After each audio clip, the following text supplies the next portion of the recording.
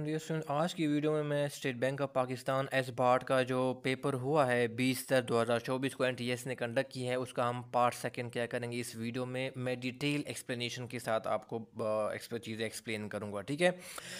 इसका मैंने अलग प्लेलिस्ट बनाया है एसबार्ट पास पेपर के नाम से। इसका लिंक आपको इस वीडियो के डिस्क्रिप्शन में मिल जाएगा। तो मैं जितने भी वीडियोज़ पास पेपर के ऊपर बनाऊँगा और मैंने पहले भी बनाई है उसके सारे वीडियोज़ मैंने उस प्लेलिस्ट के अंदर जाना वो डाले हुए हैं, ठीक है। तो आप उसका लिंक इस वीडियो के डिस्क्रिप्शन में जाके आप देख सकते हैं, ठीक है। पहले ये सवाल पूछा था, मैं इसके अलावा एडिशनल इन्फॉर्मेशन भी आप लोगों के साथ शेयर करूंगा, ठीक है। तो आपको बहुत कुछ सीखने को मिलेगा। फर्स्ट प्रेसिडेंट ऑफ पाकिस्तान वो कौन था बेसिकली? वो आपका जाना वो क्या था, वो सिकंदर मिर्ज़ा था, ठीक है ना। सिकंदर मिर्ज़ा क्या था, पाकिस्तान का पहला क्या था प्रेसिडेंट है, ठीक है। इसके अलावा डेसन क्या था आपका, जो सिकंदर मिर्ज़ा था ना वो पाकिस्तान का क्या था, लास्ट क्या था, जो पाकिस्तान का गवर्नर, ठीक है। पाकिस्तान का जो लास्ट गवर्नर जनरल था वो भी क्या था, सिकंदर मिर्ज़ा ही था, ठीक है। और सिकंदर मिर्ज़ा के हवाले से आप एक चीज़ याद रखें कि उन्होंने बेसिकली क्या था, जो 1956 का जो कॉन्स्टिट्यूशन है, ठीक है, 1956 का जो कॉन्स्टिट्यूशन है उसको बेसिकली उसने ही क्या किया था, उन्होंने उसको एब्रोगेट किया था, ठीक है ना। एब्रोगेट किया था, मनसूख किया था, ठीक है। तो ये भी इससे रिलेटेड एमसीक्यूज आते हैं, ठीक है। किस पर्सन ने उसको एब्रोगेट किया था 1956 का कॉन्स्टिट्यूशन? सिकंदर मिर्ज़ा ने किया था। फिर इसमें डेट पूछा जाता है कि उसको कब क्या कहता है, उनको एब्रोगेट किया गया था, मनसूख किया गया था, वो डेट भी पूछ लिया जाता है एमसीक्यूज़ में। वो 7 अक्टूबर क्या है, वो 1958 को इसने इनको सस्पेंड कर वो एब्रोगेट करके माशाल्लाह क्या कहता है वो नाफिज किया था, ठीक है। इसके अलावा डेसन क्या है कि एक था 1962 का, ठीक है ना। ये तो 1956 का कॉन्स्टिट्यूशन हो गया, ठीक है। फिर इसके अलावा क्या है 1962 का जो आपका कॉन्स्टिट्यूशन था, ठीक है। इसको बेसिकली किसने सस्पेंड किया था, एब्रोगेट किया था, ठीक है ना। ये एब्रोगेट किया था, मनसूख किया था या कैंसिल किया था, ठीक है। तो उसका नाम क्या था कि याह्या ख़ान था, ठीक है ना। याह्या ख़ान ने उसको एग्रीगेट किया था, कैंसिल किया था, एब्रोगेट किया था। और वो डेट अक्सर जो है ना पूछ लिए जाते, वो कब किया था, वो क्या था 25 मार्च, ठीक है ना। 25 मार्च 1969 को उन्होंने 1962 को कॉन्स्टिट्यूशन को याह्या ख़ान ने क्या किया था, उसने उसको एब्रोगेट किया था, ठीक है डियर।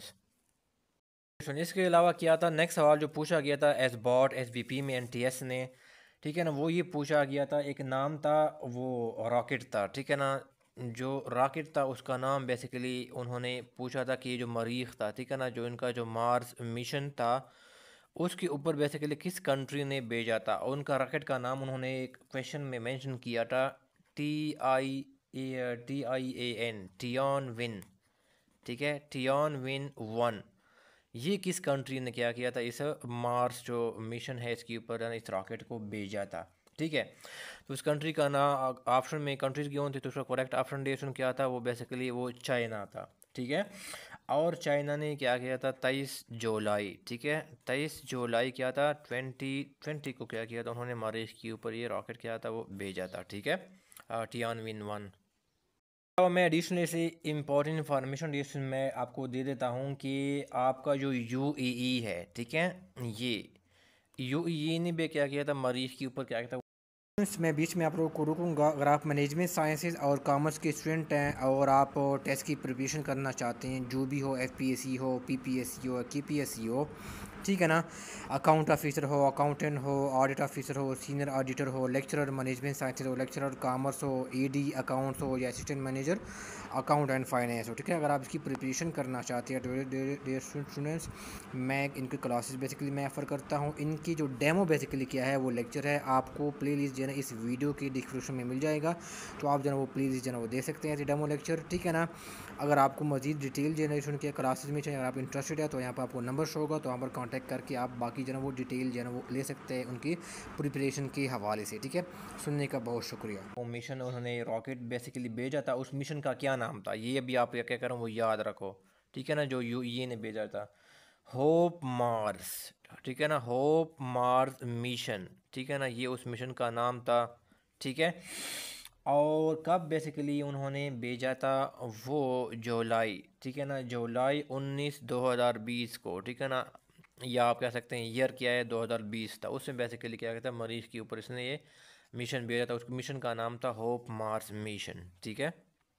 के अलावा डेसन ये के अलावा इंडिया ने बेसिकली किया था, उन्होंने भी बेसिस क्या किया, उन्होंने भेजा है, ठीक है, मरीज के ऊपर मिशन के, ठीक है। उस मिशन का नाम बेसिकली क्या था, एक तो था उनका मंगलयान था, ठीक है ना, मंगलयान था, ठीक है, उस मिशन का नाम।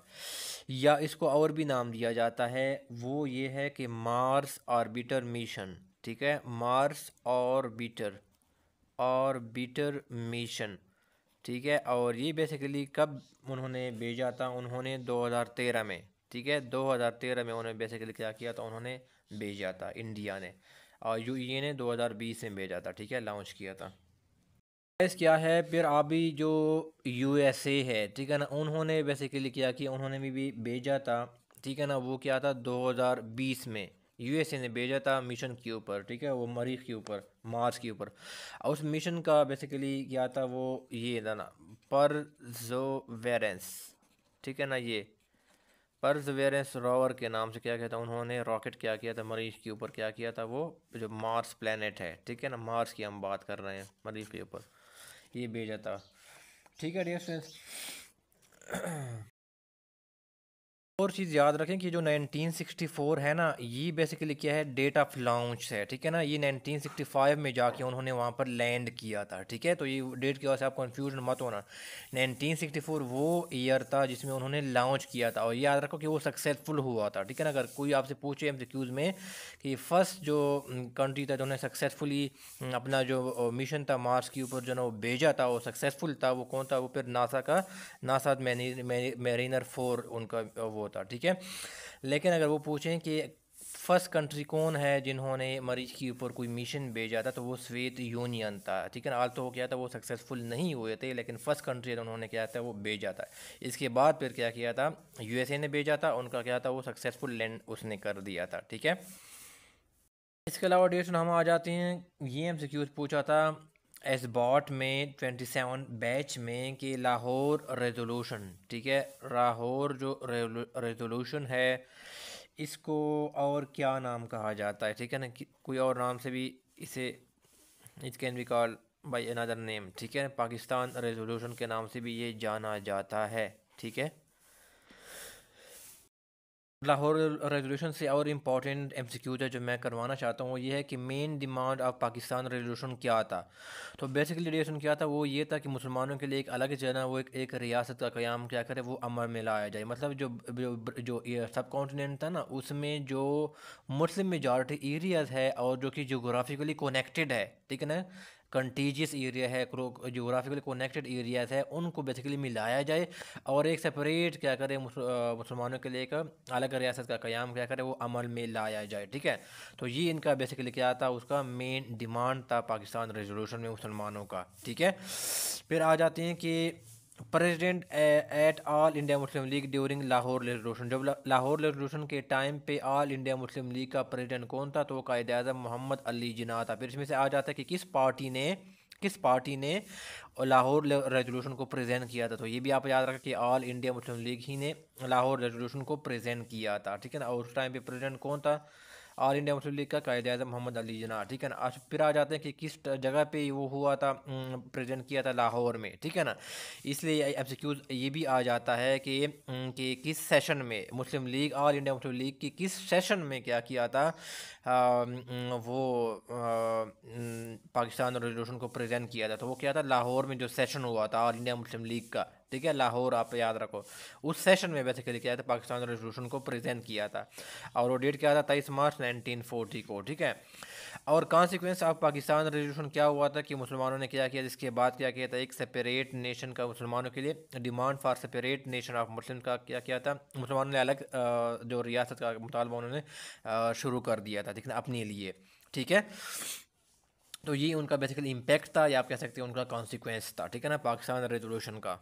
फिर इसमें और एमसीक्यू आ जाता है कि किस फेमस लीडर ने, ठीक है ना, कि किस फेमस लीडर ने एक जो है ना वो स्पीच क्या किया था, उन्होंने डिलीवर किया था, ठीक है ना, कौन किस सेशन में, लाहौर सेशन में जो मुस्लिम लीग का हुआ था, जहाँ पर लाहौर रेजोल्यूशन को, पाकिस्तान रेजोल्यूशन को प्रेजेंट किया था, ठीक है ना। तो किस फेमस जो लीडर ने क्या किया था उस टाइम पे स्पीच डिलीवर किया था, तो वो कौन सा था, वो क्या था, वो अलामा इकबाल था, ठीक है ना।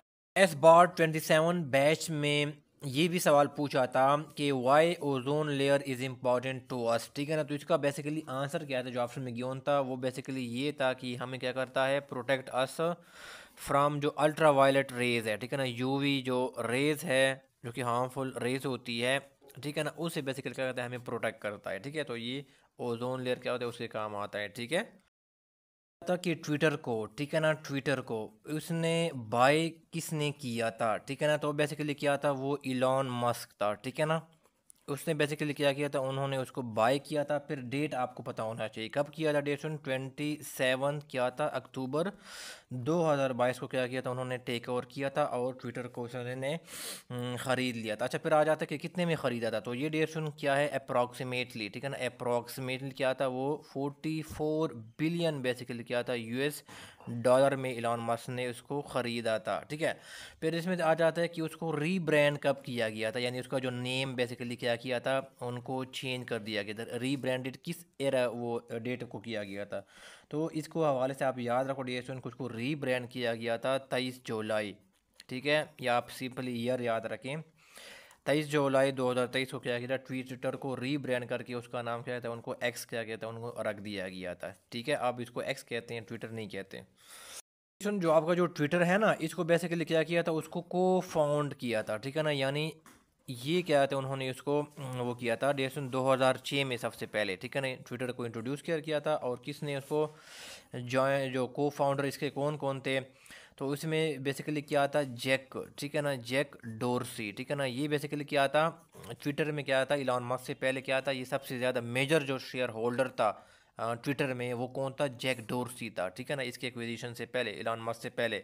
तो ये क्या था, ये को फाउंडर था। और फिर इसके अलावा क्या था, इवन, ठीक है ना, इवन विलियम, ये भी क्या था, को फाउंडर था, विलियम था। और पर थर्ड नंबर पे जो आता है वो है बिस्टोन, ठीक है ना। तो ये तीनों क्या थे, को फाउंडर थे, ठीक है ना, 2006 में उनको फाउंड किया गया था, ठीक है। और इसमें जो मेजर शेयर होल्डर था इलॉन मस्क से पहले, वो क्या था, जैक डोरसी था। और ये इसका सीईओ भी कई मरतबा रह चुका था, ठीक है, जैक डोरसी ट्विटर का सीईओ। नाटो के हवाले से, ग्लोबल नाटो के हवाले से सवाल पूछा था कि किस कंट्री ने बेसिकली एक कॉन्सेप्ट दिया है ग्लोबल नाटो का, ठीक है, ट्रेडिशंस।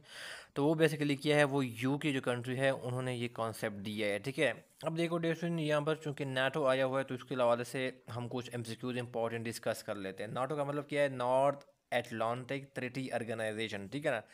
ये बेसिकली क्या है, एक मिलिट्री, ये बेसिकली क्या है, एक मिलिट्री बेसिकली क्या है, एक अलायंस है, ठीक है ना। और बेसिकली उनका पर्पस बेसिकली क्या होता है, ठीक है ना, इनका पर्पस क्या है, तो उनका बेसिकली पर्पस है, ये भी आपका एमसीक्यूज है, कोलेक्टिव डिफेंस करना, ठीक है ना, कोलेक्टिव डिफेंस करना। उनका एक आर्टिकल है जिसको आर्टिकल का कहा जाता है, ये बड़ा फेमस आर्टिकल है ना, आर्टिकल क्या है, 5 है। इसमें यह है कि अगर एक कंट्री, इसमें ये होता है कि अगर एक कंट्री के ऊपर अटैक किया जाता है ना, तो बाकी कंट्री के लिए इस आर्टिकल के तहत बाउंड है वो कंट्रीज़ के, वो क्या करे, वो इसकी हेल्प को जो ना वो आएगा, ठीक है। तो आर्टिकल 5 है, ठीक है। और बेसिकली उसको कब स्टे वो सेटअप किया गया था, कब इसको कायम किया गया था, तो ये क्या है, 4 अप्रैल, ठीक है, 4 अप्रैल क्या था, 1949 को बेसिकली नाटो का क़याम अमल में जनाब लाया गया था। अच्छा, फिर इसमें आ जाते हैं ड्यूरेशन मेंबर्स, ठीक है ना, इनके मेंबर्स कंट्री कितने हैं, तो ड्यूरेशन क्या है, 2024 की मैं रिसेंट डेटा बता रहा हूँ। ये बेसिकली क्या है, कहीं पे लिखा हुआ 30 है, ये गलत है, 31 भी नहीं है, ये भी गलत है।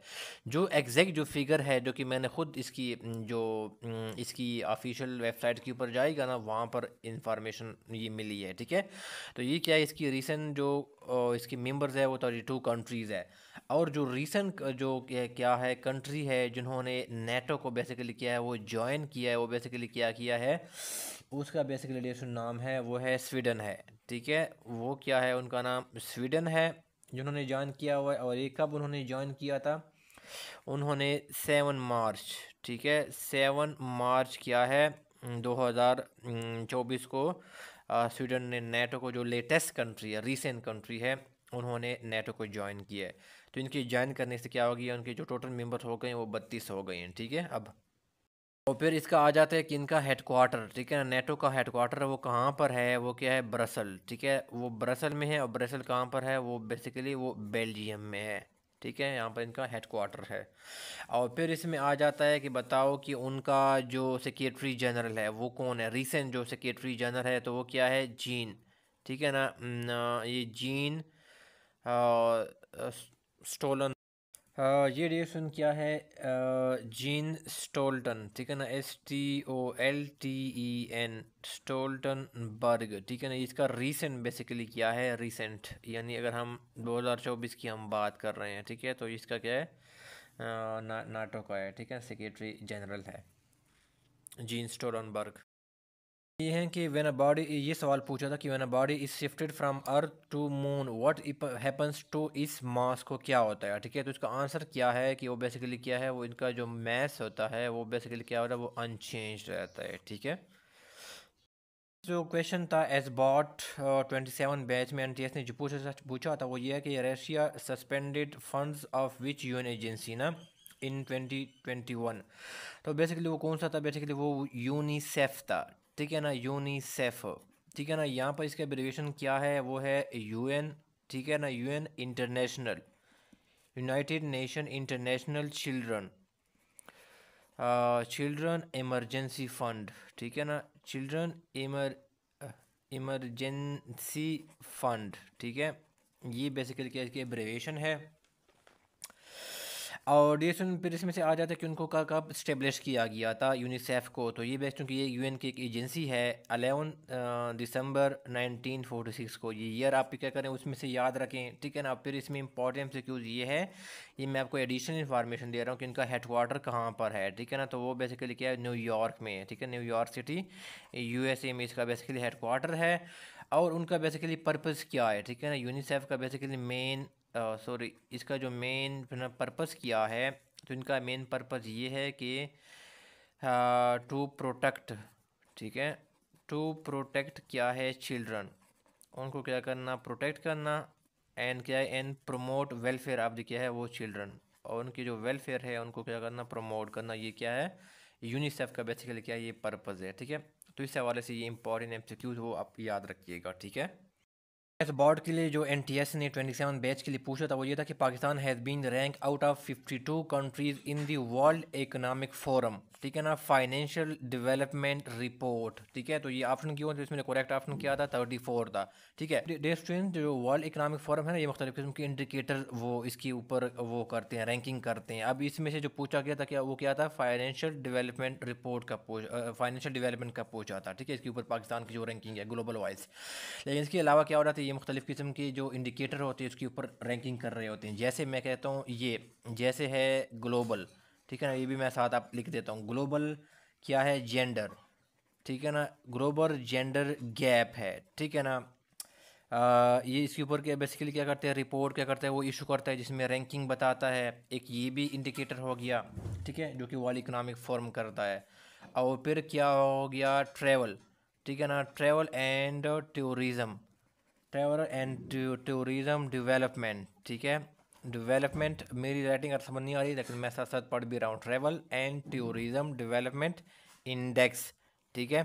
तो इसके ऊपर भी क्या, और इनकी अपनी वो रैंकिंग क्या करता है, वर्ल्ड इकोनॉमिक फोरम जारी करता है।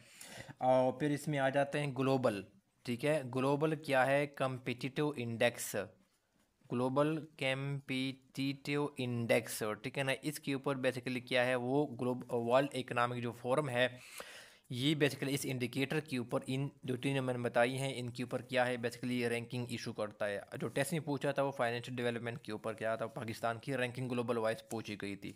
तो वो क्या है, बेसिकली 52 कंट्रीज़ में पाकिस्तान 34 पे नंबर पे लाई कर रहा है, ठीक है, रैंक कर रहा है। सवाल ये पूछा था एस बॉट में 27 बैच में एनटीएस ने, वो ये है कि ओसिस इज रिलेटेड टू, ठीक है।